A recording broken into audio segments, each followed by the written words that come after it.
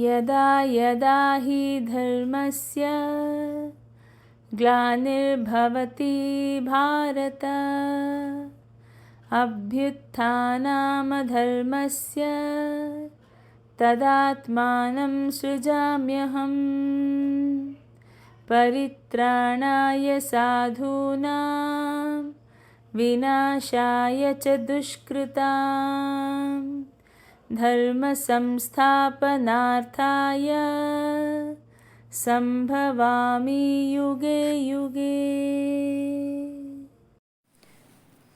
ಭಗವದ್ಗೀತೆಯ ಮುಂದುವರಿದ ಭಾಗ.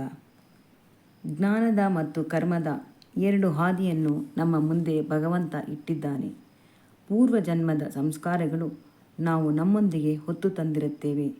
ಇದರಲ್ಲಿ ನಾವು ಆಸೆಗಳನ್ನು ತಂದಿರುತ್ತೇವೆ. ಅದನ್ನು ನಾವು ಕಳೆದುಕೊಳ್ಳಬೇಕೆಂದರೆ ಕರ್ಮವನ್ನು ಮಾಡಲೇಬೇಕು. ಆಗ ಮಾತ್ರ ನಾವು ಮುಕ್ತಿಯನ್ನು ಪಡೆಯಬಹುದಾಗಿದೆ. ಆಧ್ಯಾತ್ಮಿಕವನ್ನು ಅರಿತುಕೊಂಡು ಅದನ್ನು ನಮ್ಮ ಜೀವನದಲ್ಲಿ ಅನುಷ್ಠಾನಕ್ಕೆ ತಂದುಕೊಳ್ಳಬೇಕು. ಆಧ್ಯಾತ್ಮ ಎಂದರೆ ಭಗವಂತನ ಹತ್ತಿರ ಹೋಗುವುದಕ್ಕೆ ಆಧ್ಯಾತ್ಮ ಎಂದು ಹೆಸರು.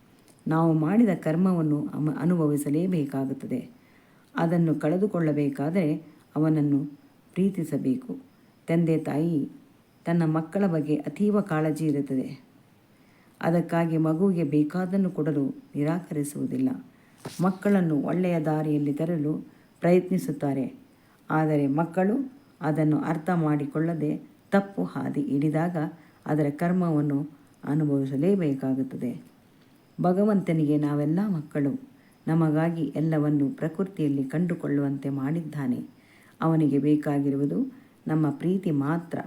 ತಪ್ಪನ್ನು ತಿದ್ದಿಕೊಂಡು ಭಗವಂತನ ಕಡೆ ಮನಸ್ಸನ್ನು ತಿರುಗಿಸಬೇಕು. ಒಳ್ಳೆಯ ಕರ್ಮದಲ್ಲಿ ನಾವು ಯಾವ ಅಪೇಕ್ಷೆಯೂ ಇಲ್ಲದೆ ಭಗವಂತನ ಪ್ರೀತಿಗಾಗಿ ಮಾಡಿದ ಪಾಪ ಕರ್ಮಗಳು ನಾಶವಾಗಲು ಕಾರಣವಾಗುತ್ತದೆ. ಕರ್ಮದ ಯಾತನೆ ತಡೆಯುವುದು ಕಷ್ಟ. ಇದರಿಂದ ಯಾರು ಏನೇ ಸಲಹೆ ನೀಡಿದರೂ ನಾವು ಅದಕ್ಕೆ ಮನಸ್ಸು ಮಾಡುತ್ತೇವೆ. ಆದರೆ ಕಠೋರವಾದ ಕರ್ಮ ಸುಲಭವಾಗಿ ಕರಗುವುದಿಲ್ಲ. ಅಲ್ಲಿ ಭಗವಂತನ ಮೇಲಿನ ಪ್ರೀತಿಗಿಂತ ಬಯಕೆ ಬಗೆಹರಿಯುವುದು ಮುಖ್ಯವಾಗಿರುತ್ತದೆ. ಆಗ ನಿರಾಶೆಯಿಂದ ಅಪನಂಬಿಕೆ ಉಂಟಾಗಿ ಬಾಹ್ಯ ವಿಚಾರದಲ್ಲಿ ಮನಸ್ಸನ್ನು ಹರಿಸುತ್ತಾರೆ. ಯಾರು ಸರಿಯಾಗಿ ಅರ್ಥ ಮಾಡಿಕೊಂಡಿರುತ್ತಾರೋ ಅವರು ಫಲಾಪೇಕ್ಷೆ ಇಲ್ಲದೆ ಭಗವಂತನ ಬಳಿ ಹೋಗಲು ಸಾಧನೆ ಮಾರ್ಗವನ್ನು ಅನುಸರಿಸುತ್ತಾರೆ. ಚಿತ್ತಶುದ್ಧಿಯಾಗದ ಹೊರತು ಕರ್ಮ ನಾಶವಾಗುವುದಿಲ್ಲ. ಒಂದು ಸಸಿ ಬೆಳೆದು ಮರವಾಗಿ ಫಲ ಕೊಡಬೇಕಾದರೆ ಅದಕ್ಕೆ ಗೊಬ್ಬರ, ನೀರು ಎಲ್ಲವನ್ನು ಹಾಕಿ ಕಾಪಾಡಬೇಕಾಗುತ್ತದೆ. ನಂತರ ಅದು ಬೆಳೆದು ತನ್ನನ್ನು ತಾನೇ ರಕ್ಷಿಸಿಕೊಳ್ಳಬೇಕಾಗುತ್ತದೆ. ಹೆಚ್ಚಿನ ಆರೈಕೆ ಬೇಕಿಲ್ಲ.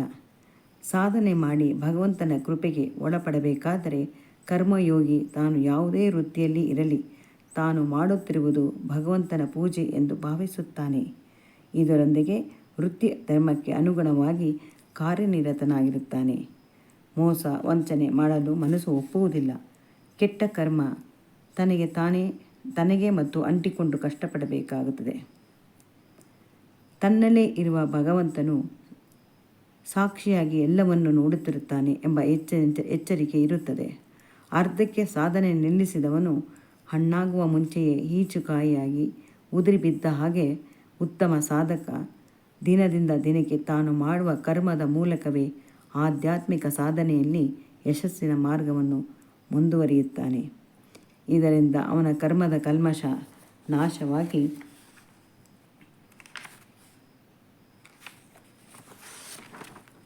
ಚಿತ್ತಶುದ್ಧಿಯಾಗುತ್ತದೆ. ಅವನ ಮಾನಸಿಕ ಸ್ಥಿತಿ ಸಂಪೂರ್ಣವಾಗಿ ಭಗವದ್ಮಯವಾಗುತ್ತದೆ. ಅರ್ಜುನನಿಗೆ ಕೃಷ್ಣ ಕರ್ಮದ ಒಳ ಅರ್ಥವನ್ನು ವಿವರಿಸುತ್ತಾನೆ. ಯುದ್ಧ ಮಾಡುವುದಿಲ್ಲ. ಇದರಿಂದ ಪಾಪವನ್ನು ಕಟ್ಟಿಕೊಂಡ ಹಾಗೆ ಅದರ ಬದಲು ಜ್ಞಾನ ಮಾರ್ಗವನ್ನು ಆರಿಸಿಕೊಂಡು ಇರುತ್ತೇನೆ ಎಂದು ಭಾವಿಸಿದ ಅರ್ಜುನನಿಗೆ ಅವನ ತಪ್ಪು ಗ್ರಹಿಕೆಯನ್ನು ಎತ್ತಿ ತೋರಿಸುತ್ತಾನೆ. ಪ್ರತಿಯೊಬ್ಬರೂ ಕರ್ಮಕ್ಕೆ ಬದ್ಧರಾಗಿರುತ್ತಾರೆ. ನಾನು ಏನೂ ಮಾಡುವುದಿಲ್ಲ ಎಂದರೆ ಸಾಧ್ಯವಿಲ್ಲ. ನಾವು ಹುಟ್ಟಿದಾಗ ಯಾವುದನ್ನೂ ತಂದಿಲ್ಲ. ನಾವು ಉಸಿರಾಡುವ ಗಾಳಿ, ಕುಡಿಯುವ ನೀರು, ಆಹಾರ, ಉಡುವ ವಸ್ತ್ರ ಪ್ರತಿಯೊಂದನ್ನು ನಮಗೆ ಭಗವಂತನಿಂದಲೇ ಪಡೆಯುವುದು. ಅದನ್ನು ಬಿಟ್ಟು ಬೇರೆಯದನ್ನು ಯಾವುದೂ ನಾವಾಗಿ ತಯಾರು ಮಾಡಲು ಸಾಧ್ಯವಿಲ್ಲ. ಪ್ರಕೃತಿಯಿಂದ ಪಡೆದಿರುವುದನ್ನು ಬಳಸಿ ಪ್ರಯೋಗಗಳನ್ನು ಮಾಡಿ ಹೊಸ ವಸ್ತುಗಳನ್ನು ತಯಾರು ಮಾಡಬಹುದು. ಪ್ರಕೃತಿಯನ್ನು ಬಿಟ್ಟು ಯಾರು ಯಾವುದನ್ನು ಕಂಡುಹಿಡಿಯಲು ಸಾಧ್ಯವಿಲ್ಲ. ಭಗವಂತ ನಮಗಾಗಿ ಎಲ್ಲವನ್ನೂ ಸೃಷ್ಟಿಸಿದ್ದಾನೆ. ಪ್ರತಿ ಕ್ಷಣವೂ ಅದನ್ನು ನಾವು ಬಳಸಿಕೊಂಡು ಕರ್ಮವನ್ನು ಮಾಡುತ್ತಿರುತ್ತೇವೆ. ಅವುಗಳನ್ನು ನಾವು ಉಪಯೋಗಿಸುವುದಿಲ್ಲ ಎಂದರೂ ಸಾಧ್ಯವಿಲ್ಲ. ನಮ್ಮ ಮೇಲಿನ ಪ್ರೀತಿಯಿಂದ ಎಲ್ಲವನ್ನೂ ನೀಡಿರುವ ಅವನಿಗೆ ಕೃತಜ್ಞತೆಯನ್ನು ಸಮರ್ಪಿಸುವುದು ನಮ್ಮ ಕರ್ತವ್ಯವಾಗಿರುತ್ತದೆ. ನಾನು ಕರ್ಮ ಮಾಡುವುದಿಲ್ಲ ಎಂದು ಅಂದುಕೊಳ್ಳುವುದು ಮೂರ್ಖತನ. ನಾವು ಒಂದು ಕ್ಷಣವೂ ಕರ್ಮ ಮಾಡುವುದನ್ನು ಬಿಟ್ಟಿರುವುದಿಲ್ಲ. ಮಾನಸಿಕವಾಗಿ, ದೈಹಿಕವಾಗಿ ಕಾರ್ಯನಿರತರಾಗಿದ್ದೇವೆ. ಉಸಿರಾಡುವ ಮೂಲಕ ನಿದ್ದೆ ಮಾಡುತ್ತಿರುವಾಗ ಕರ್ಮವನ್ನು ಮಾಡುತ್ತಿರುತ್ತೇವೆ. ಅದನ್ನು ಗಮನಕ್ಕೆ ತೆಗೆದುಕೊಳ್ಳದ ಕಾರಣ ನಾವು ಏನೂ ಮಾಡುತ್ತಿಲ್ಲ ಎಂದು ಭಾವಿಸುತ್ತೇವೆ. ಅವರವರ ವರ್ಣಕ್ಕೆ ಸಂಬಂಧಪಟ್ಟ ಹಾಗೆಯೇ ಅವನು ಕರ್ಮವನ್ನು ಆಚರಿಸುತ್ತಾನೆ. ಅವನ ಆಚರಿಸುವುದು ಅವನ ಕರ್ತವ್ಯವಾಗಿರುತ್ತದೆ.